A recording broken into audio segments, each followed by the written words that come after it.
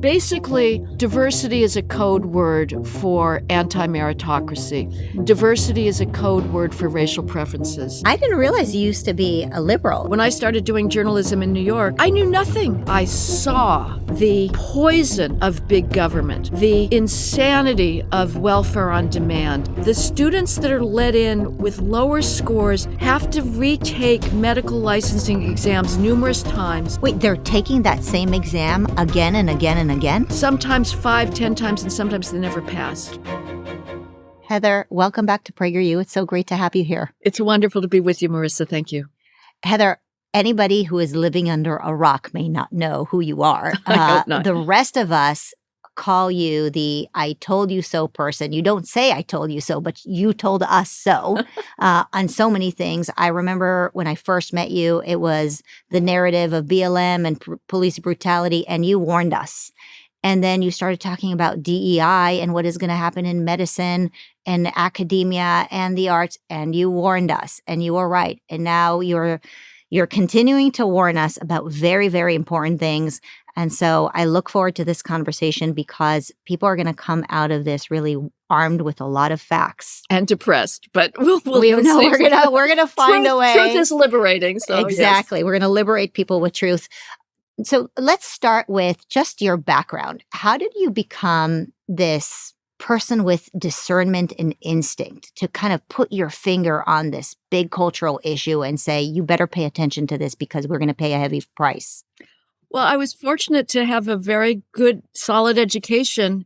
And I saw that the things that I love, the things that have given my life extraordinary meaning, were being destroyed by the very people who have the privilege of passing on this tradition, whether it's literature professors or musicians that should know better, that, like myself, have seeped in beauty and have been given the privilege of reading some of the greatest works, and to see the professors or the artists turning on that tradition broke my heart. So I started writing out of a combination of sorrow and rage, and felt like we were putting our extraordinary inheritance at risk. And at this point, I have to say, Marissa, one wants to tell the audience, back up, we're winning. We're not winning yet. Things do get worse and worse, and it becomes more and more necessary to not be frightened by phony accusations, whether it's of racism or sexism. It's too late for that. We have to keep telling the truth. As an educator, when I think about you, I think about somebody who's been very well-versed in the arts, in the classics. Mm-hmm. And so when I think about Heather McDonald, I say, well, she is fighting for what she understands is valuable and worthwhile. And when I look at our education system, especially in the United States, we are not teaching the things that you grew up to love and you learn. And so you know what we're missing out on, and therefore you're fighting for it. But when we have generations of students who are not studying the classics, who don't appreciate what real art looks like, who don't appreciate what real music sounds like, they don't know what they're missing. And so they don't know what's worth fighting for. I saw that in the classrooms when I taught. We didn't teach these important things that you are saying is being robbed from us. And so do you think that maybe your deep understanding and appreciation just comes from the fact that you got to actually see it and appreciate it? I think that's absolutely right, Marissa. I am so grateful to the fact that my school had not been colonized yet. This was in the 1960s, early 1970s, where I still got to read great books without being told to bring a chip on my shoulder and say, oh, it's not written by a white female. I will not read anything by a dead white male. And I think children's ears need to be exposed to some of the greatest language that has been written, to start understanding the rhythms that are possible in English, what the human imagination is capable of, whether it's the great British children's tradition of Wind in the Willows and Winnie the Pooh, or Melville, or Edith Wharton, Mark Twain. The irony and wit that has been passed down to us mere mortals that are inarticulate, that are blind, that are stupid to human dilemmas and sorrow and pain, but erotic longing for greatness. We learn from these greats. The attack on the arts is it's abysmal. I mean, to some it's ridiculous, but it's also, it's really heartbreaking and dangerous. It's totally heartbreaking. We should be down on our knees in gratitude before the great works of Western literature, Western music, art, and instead, students are being taught to hate things of sublimity, of joy, by professors who've been given the greatest job in the world. Again, this is what I aspired to be. I could think of nothing more privileged than to be able to read these works and pass them on to students to say, why should you be down on your knees in gratitude before Wordsworth, before Edgar Allan Poe?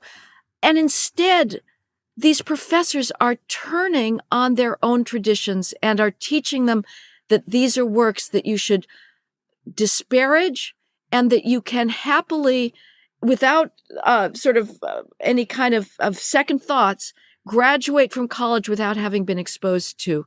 This is a complete betrayal of the guardians. On the other hand, I would say that there's a lot that I did not know growing up. I was a liberal by default. I grew up in West Los Angeles, and it was a typical coastal elite culture. So I absorbed all the way past into law school, the knee-jerk assumption that somehow we live in an unjust society and that if there's differences in wealth, that's unfair and capitalism is unfair. Without thinking deeply about these things, I was not heavily political, but I was your typical parasitic, well-off kid, parasitic not just on the immediate environment, but on the entire tradition. And it is only probably in the last 10 years or so where I look around my environment on a daily basis, it all amazes me. This thing is amazing. Clean water is amazing. Fresh milk is amazing. Lack of early maternal mortality is amazing.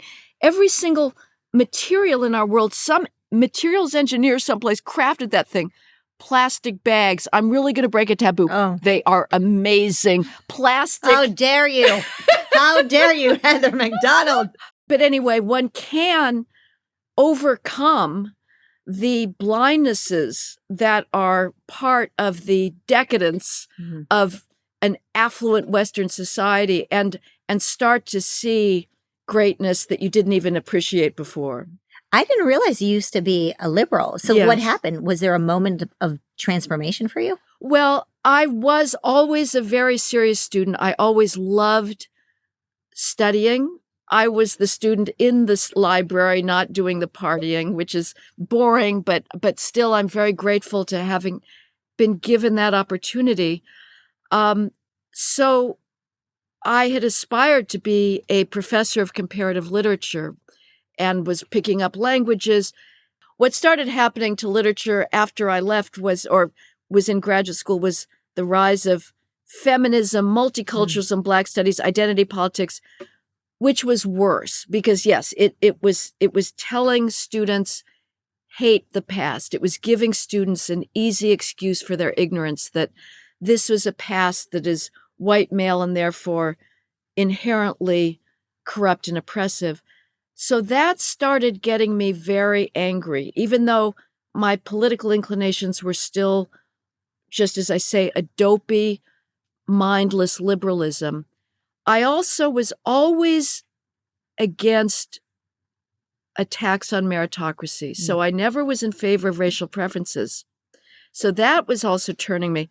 Then I came to New York City in the 1990s, and I'd never done student journalism, which I really regret. Like any listeners of you guys that are student journalists, go for it, guys. Like you are getting some of the best training to be able to write quickly under deadline, something that I still cannot do. But I started writing about the revolution in urban governance under the then brilliant Rudolph Giuliani. And this was something I didn't know anything about. I didn't know about conservative theory.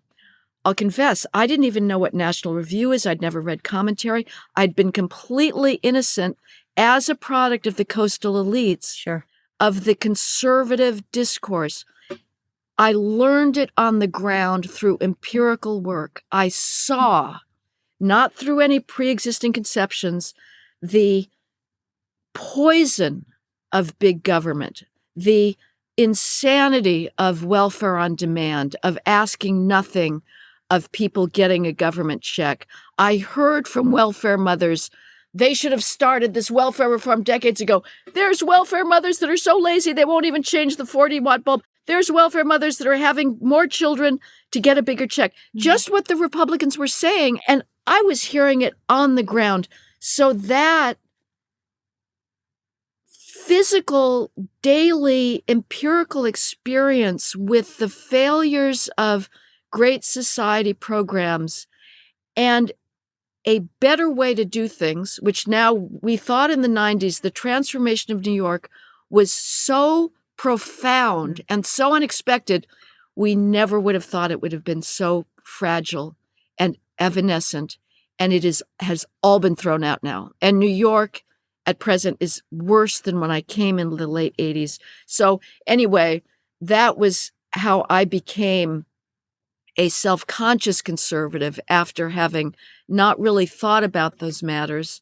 And it's amazing to me that a place like the New York Times can send reporters to the same places I visited, to the welfare centers, to the homeless shelters, and still hold on to their failing ideology. I can't understand it, because to me, it was right before your eyes. I mean, there was no way to maintain the fiction that the welfare state was successful.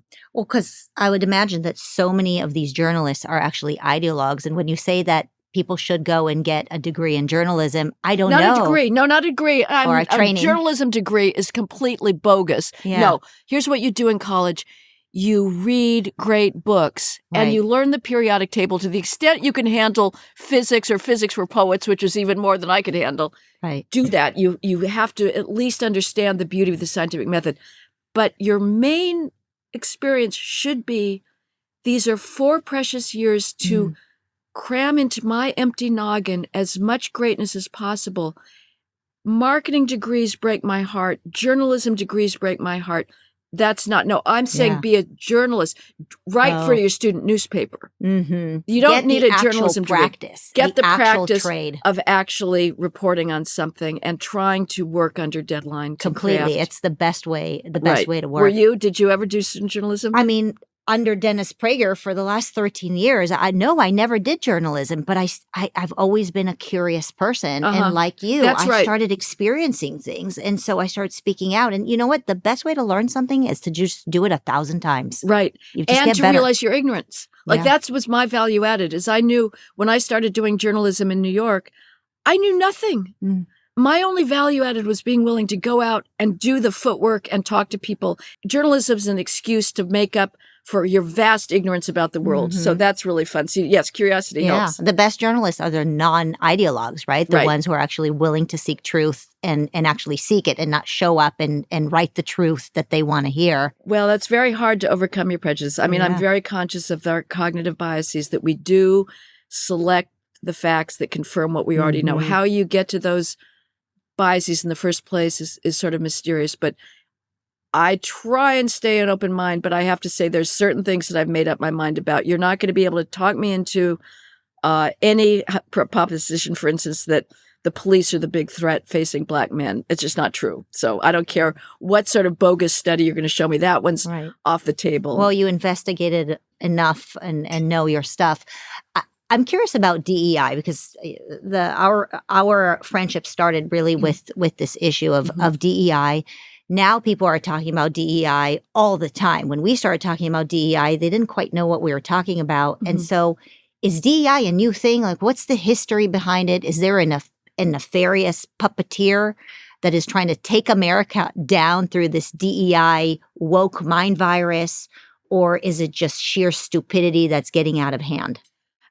We've been living with it and people haven't paid attention for a long time. It really began bizarrely in the business environment, in the corporate setting, where we had racial preferences, we'd had racial quotas, and people were being hired with lower set of qualifications than their peers, and they were not doing as well. And so immediately the only allowable explanation was not, well, the problem is we have double standards in hiring. What do you expect if you bring people in that have less, literary, linguistic skills or arithmetic skills than others? They are going to struggle. We had a whole set of hustlers that came into being that were the diversity consultants, the corporate diversity consultants, R. Roosevelt Thomas being one, who wrote books. There was all these different facile concepts of managing diversity, that if you're a white manager, you need to be trained in order to manage diversity, which is code for managing Black people. And so people got all upset when the Smithsonian Institution, after the George Floyd race riots, was publishing this on its website. This was a very old concept that promptness is a white value, and it's racist to expect Black people to be on time. R. Roosevelt Thomas back in the 90s was counseling corporations, don't expect accuracy, don't expect promptness, don't expect respect for authority, because that's not valuing diversity. How is that not racist? That comment is racist. It's to racist. Say that there is a race that can't be prompt, that is racist. Well, we've had this phrase, Black person's time, for a long time. And, with Clinton he was Black because he was late all the time. So these ideas have been in the culture for a long time. So you have the corporate world spawning this. And then in academia, you add an even worse problem of racial preferences. Basically, diversity is a code word for anti-meritocracy. Mm-hmm. Diversity is a code word for racial preferences. And the problem is, the reason we have all of these massive bureaucracies, all of this rhetoric, is very sadly, and this is something that Americans are so well-meaning, they don't like to talk about. It's a very uncomfortable topic, and I wish I didn't have to broach it. But again, as I said before, it's too late. The time for racial etiquette even is too late. You've got a very large academic skills gap that is persistent. It's been around for decades, and it's very troubling.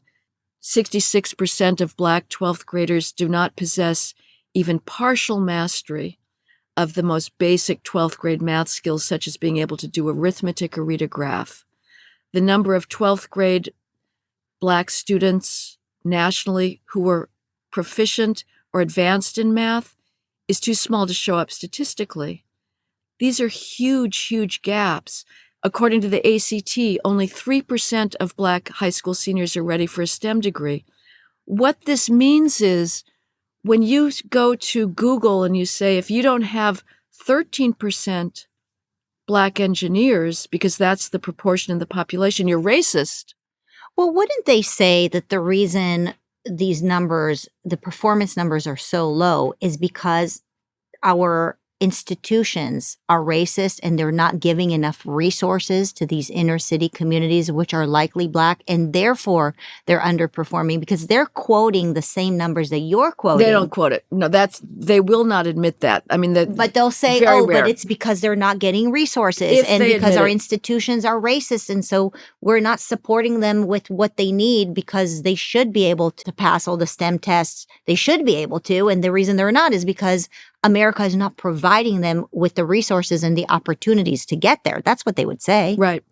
I'm not going to deny that there are some educational environments which are absolutely stunningly lavish, and I was privileged enough to go to some of those. I mean, you look at these East Coast prep schools, it's almost decadent and sinful. They are so well endowed.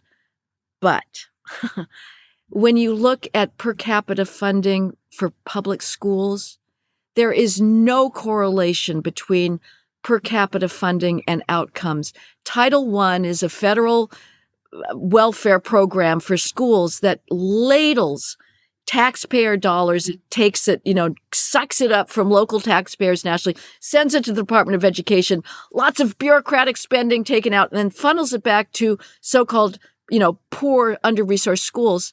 You can have the Newark school system spending $30,000 per capita on students, and those students are still failing. Meanwhile, you've got a struggling Catholic school that's maybe spending $6,000 per student, and those students are doing well because there's high expectations, there's order in the school, and you have often families that put more emphasis into education in the home. At this point, the financial explanation simply does not hold up. There's just no correlation, Marissa. And this is just an excuse. Frankly, America is not a racist country any longer. It was. It was heartbreakingly cruel to Blacks, way beyond slavery. In a sense, slavery is almost the least of the problems. I find 20th century American history even more unbearable in the gratuitous cruelty of whites towards Blacks. We were white supremacists. The white identity, certainly in the South, but in a lot of other places in the country, was dependent on keeping Blacks down. We are not that country today. As impossible as it would have been in the 1950s to imagine the sea change in Americans' racial identity, it is real. The reality today, Marissa, is Black privilege, not white privilege.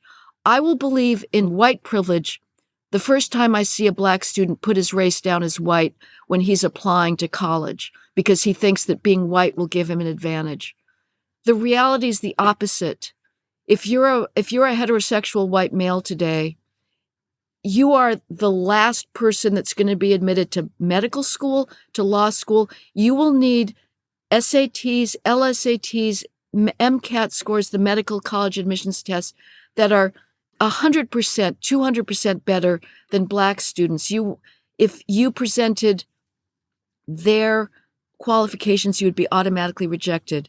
So our institutions are not to blame from a racial perspective. Are our schools the best they could be? No, they're lousy. They're pathetic. They've been taken over by a anti-meritocratic ideology. But to be perfectly honest, what also needs to happen is a sea change in inner city culture. If every Black parent acted like an Asian parent with the same fanatical attention to their children's doing homework, taking textbooks home, if the parents said, if you get a B plus or an A minus, you have failed, the skills gap would go away. And the whole DEI complex, which is simply about making excuses for Black underperformance and saying the problem is racism rather than something that is more difficult to tackle, it would all go away. The only reason we talk about DEI is the skills gap.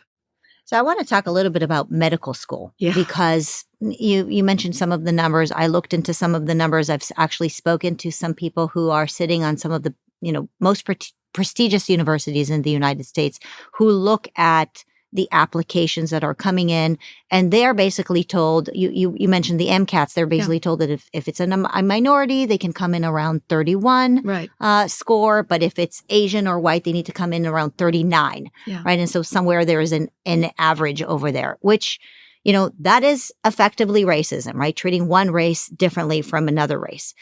But in their defense, what they are saying is that they have to lower the scores and the I guess the threshold to get in because they do need to have a larger representation from minorities. And the reason that is so important, they're claiming, is because diversity helps medicine.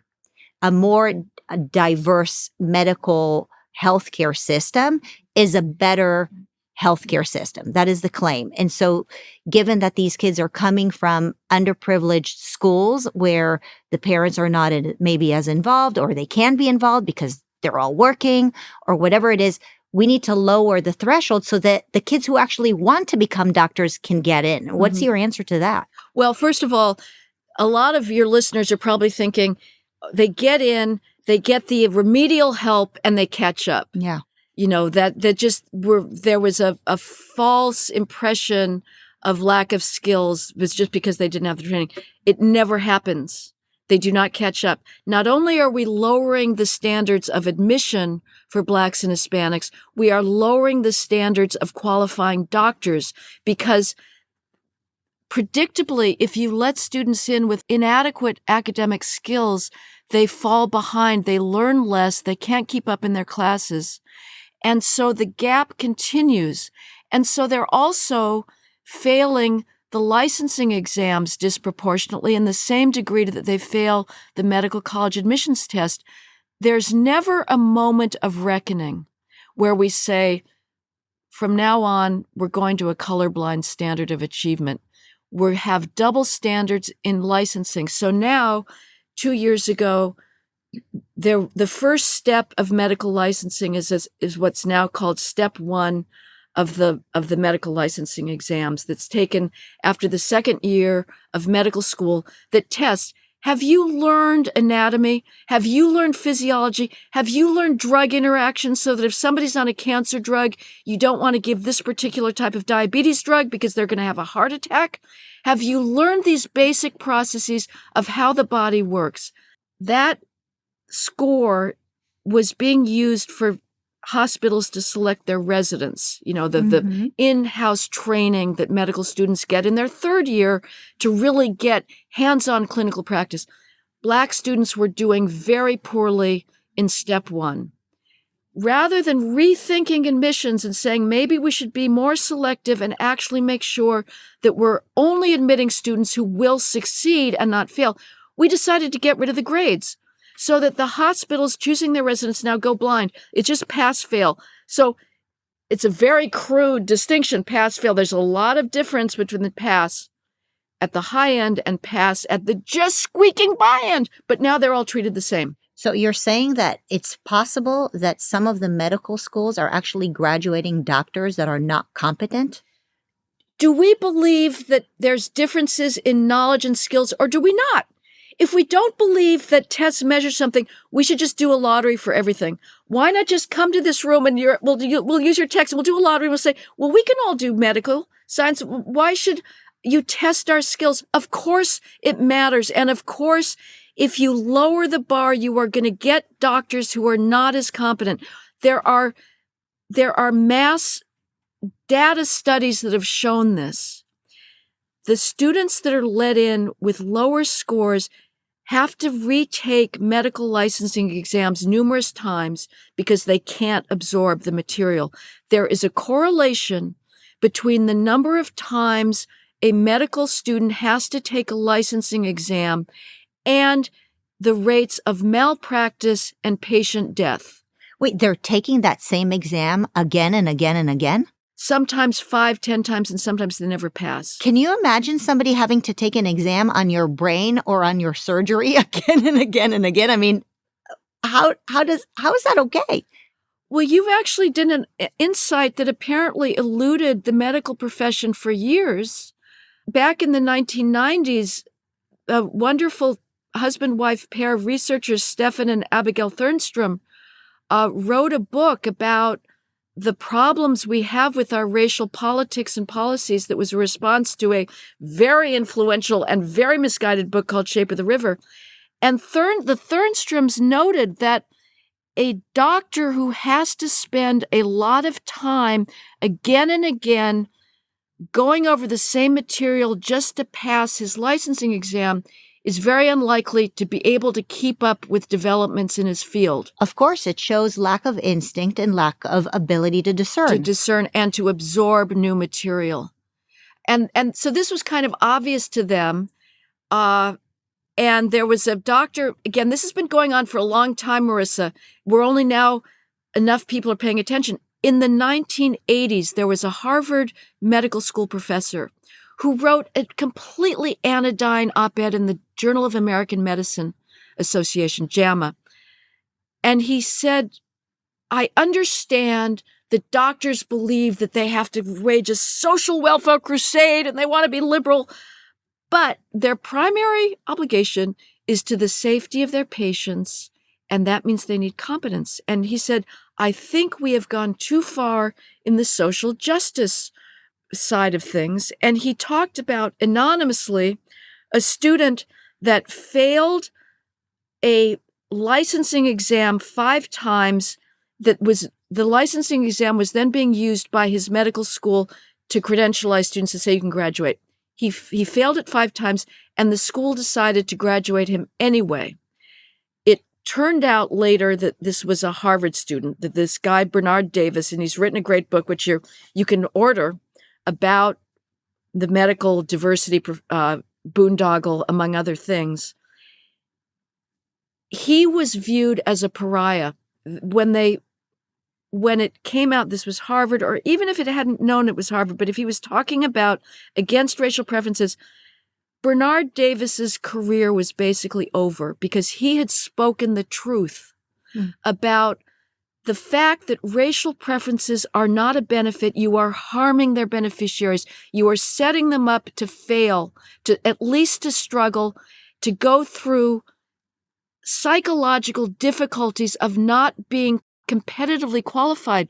Last year, a Black engineering professor at MIT was honest enough, a professor of mechanical engineering who had gone through MIT before preferences. He was honest enough to talk about the heartbreak that he sees the Black MIT students go through year after year under a racial preference regime of struggling and failing. And he said, this isn't working. This is cruel to these students. Did his essay make a damn bit of difference? Not really.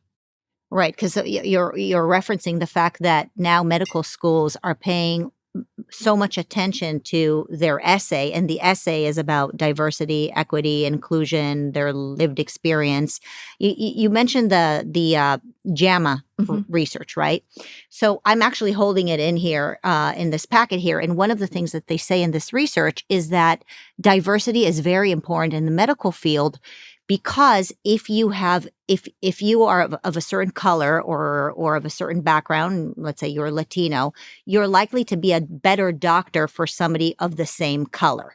And that is because supposedly the patient will be more comfortable. And so if you are a Black patient, you would be more comfortable going to a Black doctor. And if you're a Latino patient, you would be more comfortable going to a Latino doctor. And they're saying that is the reason why the bar needs to be lowered, or that the gates need to be widened a little bit in order for these diverse students to become medical doctors, because they would be better doctors because the patients would be more comfortable. Well, first of all, it's very hard for me to believe that anybody, if informed of the fact that you can choose a doctor of your color who's did much more poorly in medical school versus one who's not, you're really going to choose the guy that struggled to understand microbiology and the Krebs cycle. I don't believe that. But even if so, it's sort of a self-creating problem, because in fact, Blacks are being pumped with this ideology that science is racist. You know, we always hear about the Tuskegee experiment, which was much more complicated than we've been led to believe. But let's say, worst case scenario, it was a cruel effort at medical experimentation. That was many decades ago. That is not our reality today. But if Blacks are being told that white doctors are racist and they're going to operate on you without your consent, there may be a shred of truth to that. But that's the fault of the diversity industry, which is broadcasting at every possible opportunity that Western science, which is the flower of humanity, which is one of the most extraordinary accomplishments of overcoming rank ignorance, superstition, phony cognitive mistakes of, causation, correlation matters. The beauty of the double-blind, randomized controlled experiment is just an incredible breakthrough. And if we're being told to hate that and to, suspect it, well, we're going to get what we deserve to a certain extent. Nevertheless, I would say that there's an entire industry out there which is dedicated to saying that racial disparities in health outcomes can only be the result of racism in a completely dangerous, irresponsible way. The Scientific American, in its his post-George Floyd race riot hysteria that took over the entire culture in the summer of 2020, when every mainstream institution was beating its chest and apologizing for its phantom racism and accusing everybody else in the culture of racism, Scientific American came out with an entire issue dedicated to the various ways that the United States remains systemically racist. And one of the ways was to talk about obesity as a health risk for Black women. That now is racist. The only allowable explanation for poor health outcomes for Black women is racism on the part of doctors.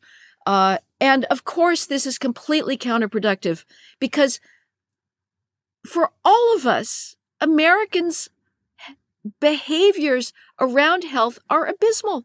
If you eat too much, if you don't exercise, if you smoke, if you take drugs, you're going to have problems.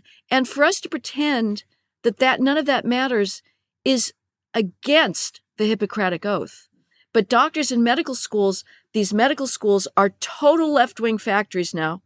The feminist race hustlers are being told you cannot talk about obesity because that's a racist issue.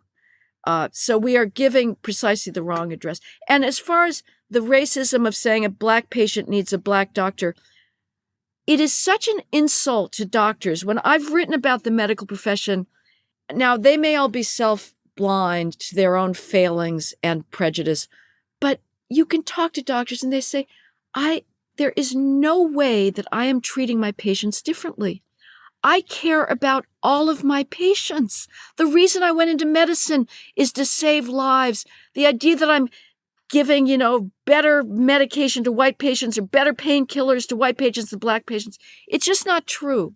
I mean, just the irony behind the fact that probably people who are watching you right now are yelling at the screen and commenting below saying that you're a racist. Yeah. The irony behind it is the fact that they are saying that the patients are racist enough to say, hey, if I see that doctor is not the same skin color as I am, I'm not going to go in there. I don't want to be treated by them. Can you just imagine a white person saying, I will not go to a doctor who is not white? Right. Can you just imagine? Oh, I know.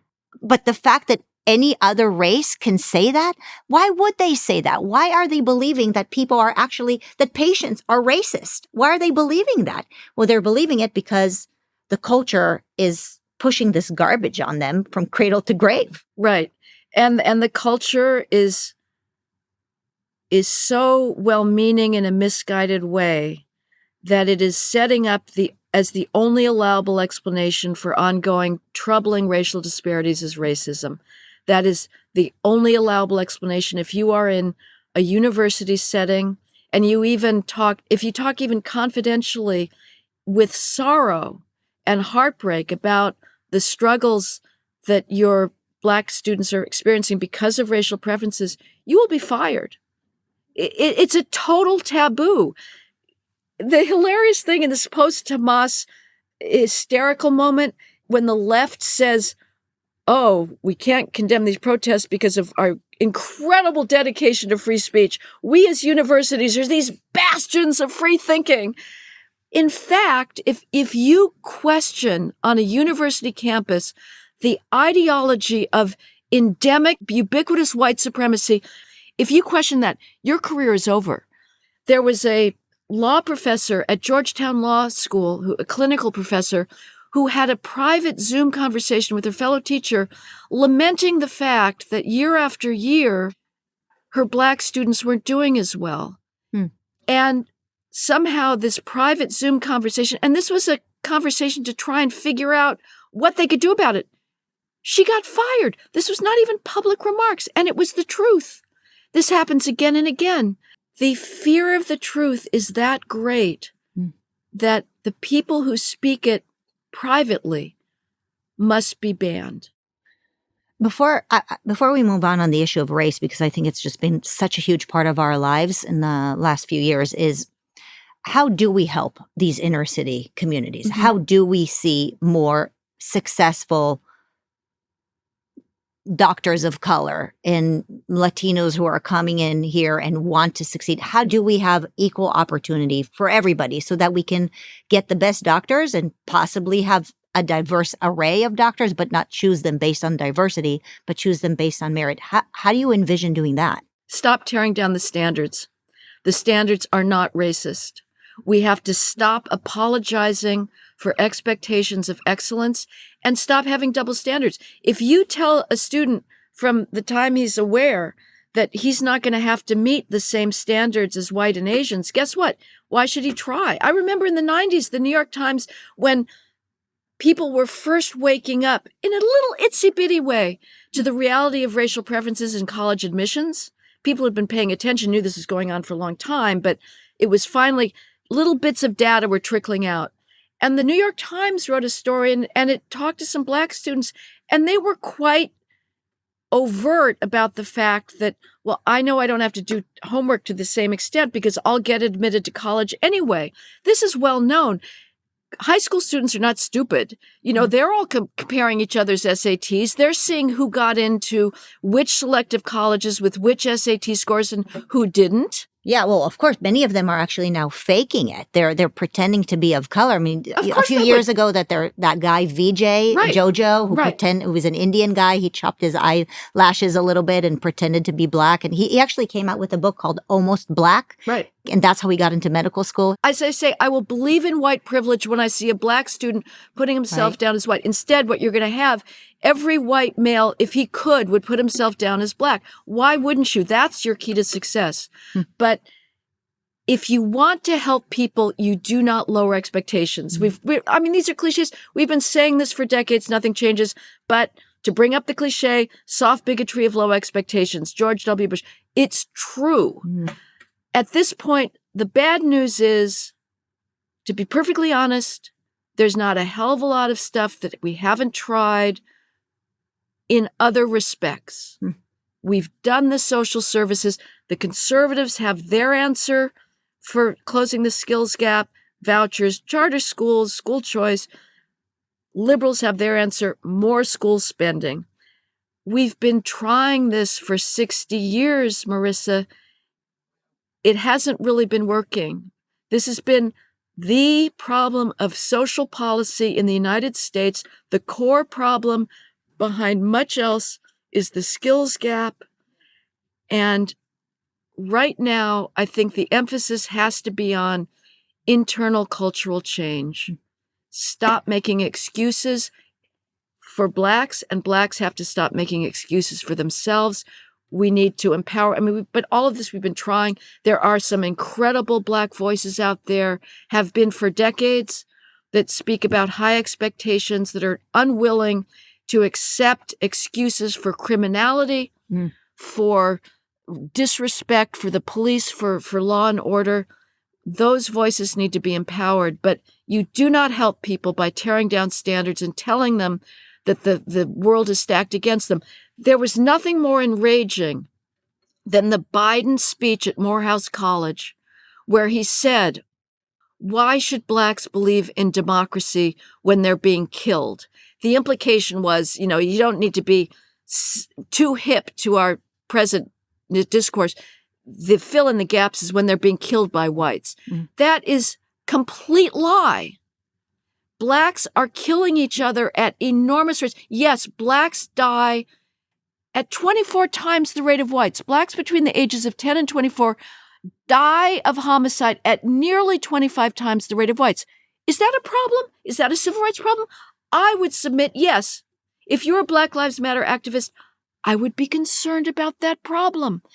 Black juveniles in the post-George Floyd race riot world are shot at 100 times the rate of white juveniles. That is a problem. If you're a Black parent, you should be worried about that. Joe Biden implies that the people who are killing those Blacks, the people who are shooting those Black juveniles are white, and that's why Blacks should be suspicious of American democracy. The reality is those Blacks are shooting each other. That's why they've got this astronomical death by homicide rate and shooting rate. And yet, Biden got up there at Morehouse College. He said, if you're Black today, you have to be 10 times better than anybody else. The reality is the opposite. We have to stop sending that message that gives Blacks an excuse to hate our culture. Yes, our past was deplorable, hypocritical, stomach churning. The one thing I agree with the 1619 Project, I still think we have not taken full account of our history. That doesn't mean we pay reparations, because every other culture was worse. Every other civilization had slavery. West Africa had slavery. West Africa decoupled from slavery only thanks to the British Navy, the Brits occupying Lagos, saying you will not participate in the slave trade. I will pay reparations when they pay reparations. But right now, the reality is not that past, and we have to stop sending the message, because we're never going to get over our racial problems unless we do. You were talking about crime here in California. You reported on this, the Racial Justice Act. Can you explain what this is for those who are not following how bonkers California is going? No, I can't, because it's inexplicable. It is the worst. It is, if you want to see critical race theory leap the fence, which it's already long done, into the world at large and take over the entire criminal justice system. This is it. Critical race theory, all of our racial nonsense is in academia. The fundamental view is every single American institution is racist to the core. It's all a plot to keep Blacks down. So the Racial Justice Act says the criminal justice system is racist to the core, but it is so racist that we're not going to even ask you to prove that it's racist. If you're a Black defendant, you can unwind, discredit the fact that you're being prosecuted for, let's say, gang murder. There's a special, if you commit murder as a gang member, you're going to be treated more harshly, because we rightly understand that gang murders are worse. They're retaliatory, they spread, they cause more havoc than domestic violence, where, I'm not justifying domestic violence. It's a horrible thing, but that's a one-off. That's something that is kept within that domestic core. Whereas gang murder feeds it's like on a itself. cultural, Right. It's a cultural evolution. You're going to get a tit for tat murder. You Yes. have one gang murder, you're just going to be another. It's going to spread. There's going to be innocent bystanders. So if you commit gang murder, you're going to be treated more harshly. But if you're a Black defendant, you can just say that in the past, allegedly, Black defendants were treated more harshly. Therefore, you cannot prosecute me for murdering as harshly as you would. I'm not saying that my prosecution was racist, that my jury was racist, that my judge was racist. But if in the past I claim that there was a problem, that gets me sort of off the hook today. Well, I'm just trying to digest this into my own words. So a defendant who murdered somebody could say that because other people who murdered somebody exactly were treated poorly or unfairly, therefore the actual murderer, should get away with it. Yes. That is what this Racial Justice Act means. Yes. It is explicitly overturns for California a Supreme Court precedent that is very analogous. There was a case of a Black man who had shot a white police officer fatally in Georgia. Yeah. And he was given the death penalty. He said, I've not been prosecuted racially, but in the past, I've got this study, and it shows if you're a Black person who kills a white person in Georgia, you're more likely to get a death penalty. I am not saying that in my case, I was the victim of racism, but in the past, this study purports to show that. Now, whether it really did or not, we can put that aside. The Supreme Court said, not good enough. If you want us to overturn your death penalty, you need to show that in your case, the prosecutor was racist, or the jury was racist, or the judge was racist. It's not enough to say that in the past there was a pattern of racism. California legislators said, we don't like this precedent. It's called McCleskey versus Kemp. It makes it too hard to show racism. You have to show it in an individual case, and that's too hard. We're throwing it out. And from now on, you don't have to show racism in the individual case. You just allege that the system is biased, and that does the trick. So not only does this overturn the necessity of individual proof, now it's retroactive. So every prisoner in California right now can bring a lawsuit to reopen his case and say, there was a pattern of bias in my county where I was prosecuted. Therefore, I get to relitigate my case. It's opening the floodgates. The criminal defense bar, public defenders in California, they are ecstatic. They say explicitly, we have been handed a tool to take down what they view as a racist system.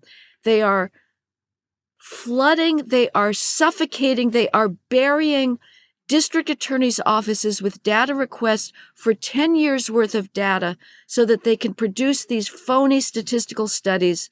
It is going to bring down a state that is already unable to protect toothpaste, to protect hardworking business owners who have put their savings on the line, who put their egos on the line to try to survive in a competitive, cutthroat environment in the chain of supply chain to try and survive. They're being robbed on a daily basis, and government turns its eyes away and says, we're not going to protect you because that will have a racial disparate impact. If we enforce the law, we'll put more Black criminals in prison. We don't want to do that. And government is basically allowing the citizens and business owners to twist in the wind. It's going to get worse because of the Racial Justice Act. It is so scary. I mean, nothing ruins a community more than crime. It's absolutely scary. You talk about the toothpaste. I can't go to CVS and actually just shop because everything's locked behind, bars. I mean, Heather, this is really, really scary. And when we talk about DEI, and we talked about it a few years ago, the vibe that I would get from my liberal friends, and I have many liberal friends, believe it or not, they would say, well, this is a right-wing talking point. It's really not impacting us. And, really, it's, you got to be nice. You got to be nice, Marissa. You got to be nice. And this is not an ivory tower conversation anymore. This is hitting the ground. It's hitting the streets. It's hitting us. It's hitting our medical field. The example you give right now on crime is as scary as it can get for anybody with any sort of sanity. And the other thing I would say about DEI and how it is no longer just an issue of talking points or ivory tower discussions is the fact that the woke virus and DEI is allowing people to be mean. It really is giving people a just an opportunity to be dangerous and mean. You talk about the culture, the arts. You give an example in this book here, which never in my life will I forget this example. The fact that a New York theater told the white people to leave early so that the people of color could enjoy their time there. And then the New York Times actually lauded this activity. That is mean. It is mean. How are we okay with being treated like this? Well, that's a sort of it's a symbol of what is happening in every single institution. What do you think racial preferences are? It's zero sum. If you're saying we need to expand the proportion of Blacks and Asians in medical school or engineering school, or a research lab, you're basically saying you got to make room by getting rid of whites and Asians. And you have institution after institution explicitly celebrating the fact that it's gotten its white population down. Museums, we're so happy we have much fewer white docents. So that is now absolutely standard. The anti-white rhetoric is completely standard. And it's very bizarre. White people at this point are just accustomed that's, of course, we should put up with this. It's really quite incredible. As you say, the double standards. If white people talked about Blacks the way the culture in general talks about whites, which are, white privilege, white pathologies, control freaks, racist, there would be a revolution. But this is just the norm. And just to double back very briefly to finish off the criminal justice discussion, Of course, crime matters, and it is not an elitist ivory tower, hothouse concern. The people that are hurt the most are the poor that cannot get police protection now. It's the small business owners that are having their merchandise plundered without help.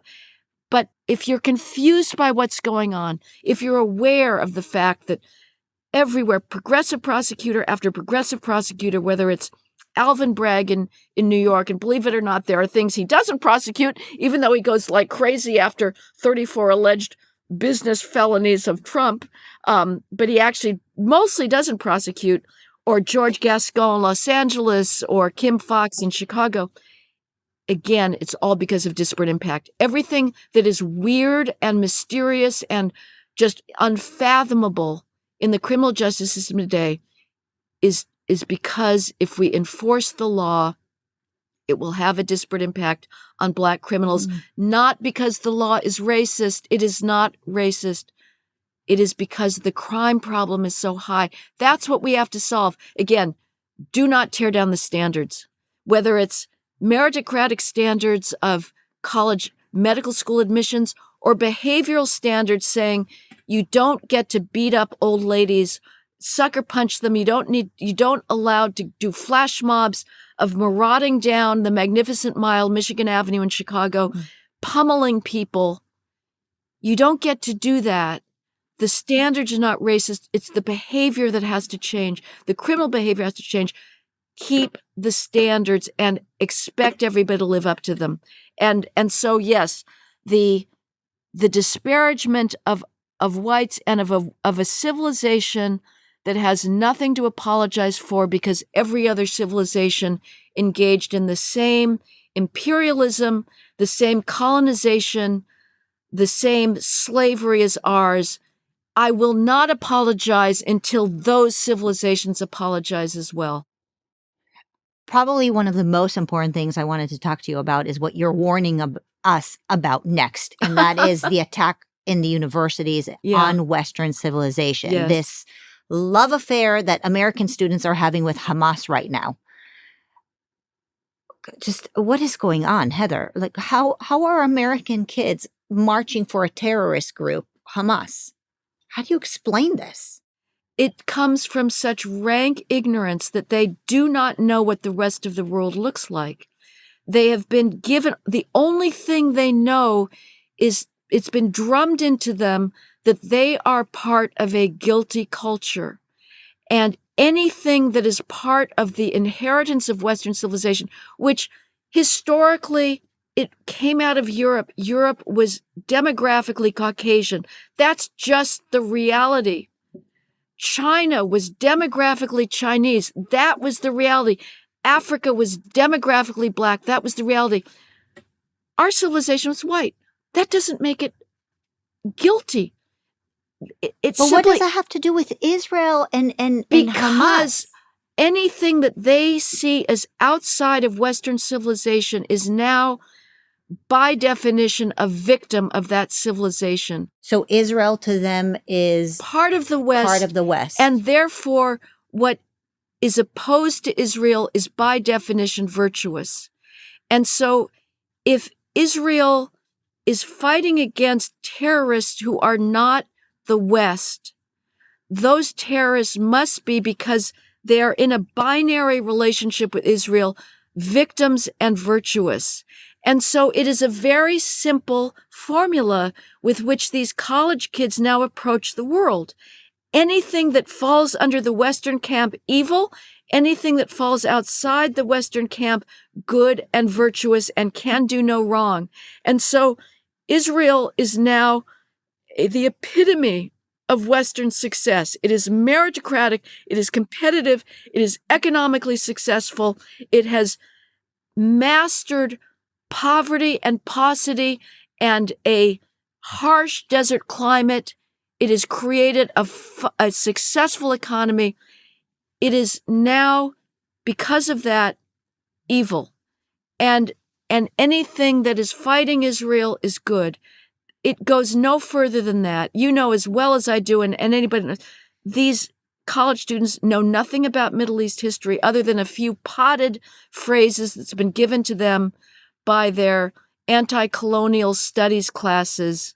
And this comes in a half a century long now tradition of glorifying student protest and thinking that somehow students have something to tell the world when in fact they should be seen and not heard.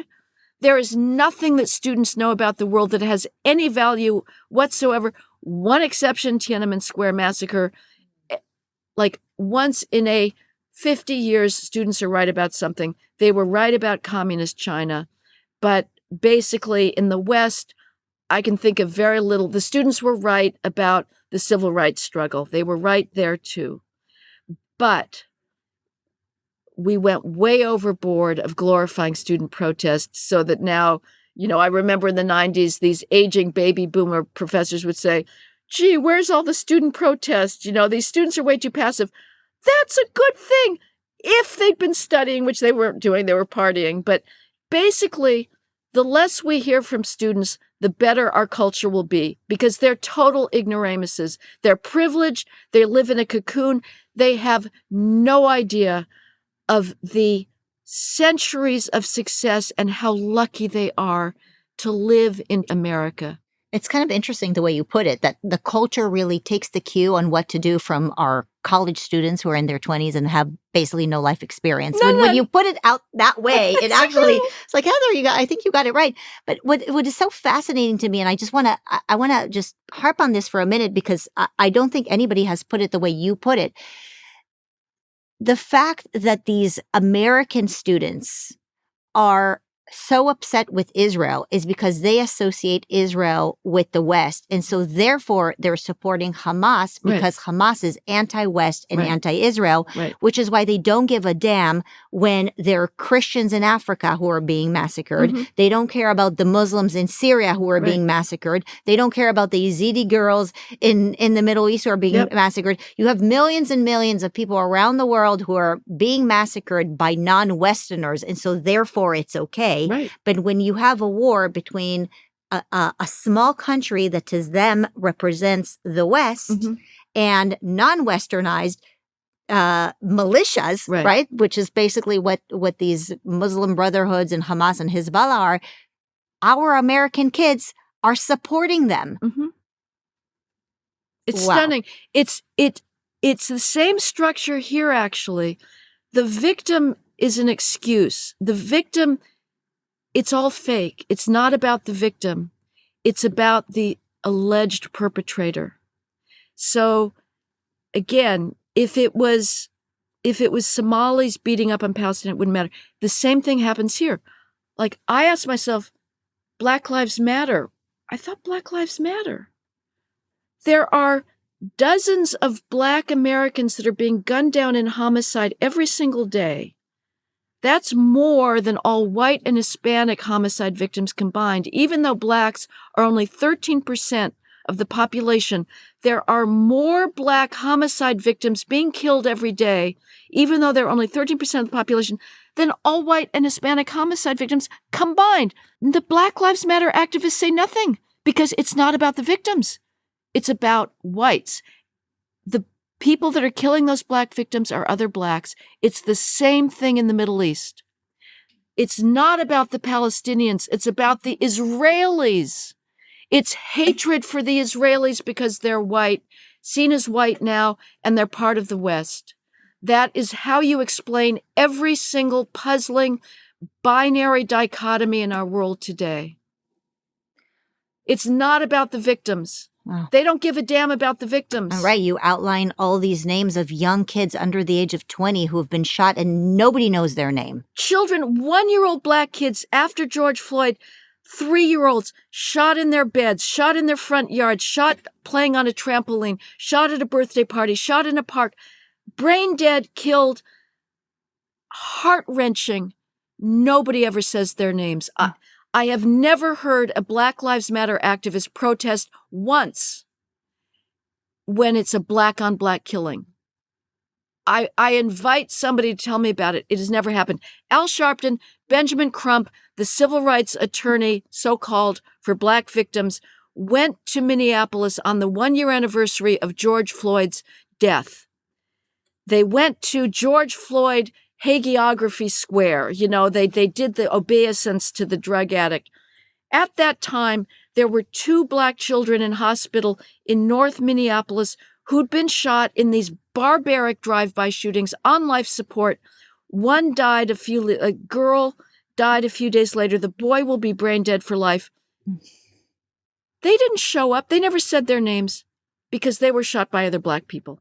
It matters not. They don't care about Black victims. It's not about the victims. It's about the perpetrators, and in this case, phantom perpetrators, because the police are not the problem for Blacks. Whites are not the problem.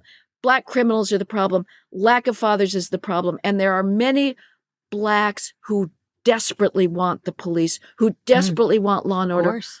I've made a career of going to inner city police community meetings and giving voice to these elderly Black women who say, "Thank God for the police. They are my friends." The New York Times never talks to those people. Thank God for the police. They're our friends. Absolutely. Right. We need to give them so much courage and honor. Yep. So I want to end this difficult conversation with something somewhat positive. Yeah. And that is, people may hear about all these elements of our society that are been torn apart, from police to the universities to the medical system. Everything that matters to us is under attack. It's very easy to feel despair. It's very easy to just say, I'm going to crawl into a ball and disappear. But we can't give up on America. I say this to everybody. People who fought in World War II also thought that there's nothing worth fighting for anymore because it's over. Then we're reminded, when we look back in history, that fighting is worth it, because ultimately that's what we have to do. Right. So if I want to go home this weekend and pray with my family and gain strength, what is a piece of music? What is a piece of music that you recommend for us to turn on and just nourish our souls and hear some beauty and find strength? I know you're the person to ask, because you're along with Dennis Prager, you're my other music buff. So give us a fun thing to do, a fun piece of homework from Prager University, music that's just going to nourish our souls and give us some strength. How funny. Well, if you want something really that will just give you so much energy, I would say the overture to Mozart's opera, The Magic Marriage of Figaro, Le Nozze di Figaro in Italian, it is effervescent, sublime, filled with such exuberance and absolute happiness with life. So that's a start. If you want something more profound that will expose you to some of the greatest sorrows and grandeur of human expression, Bach's St. Matthew Passion. That is not a happy work, but it is something that is as deep as it gets. I love it. Thank you.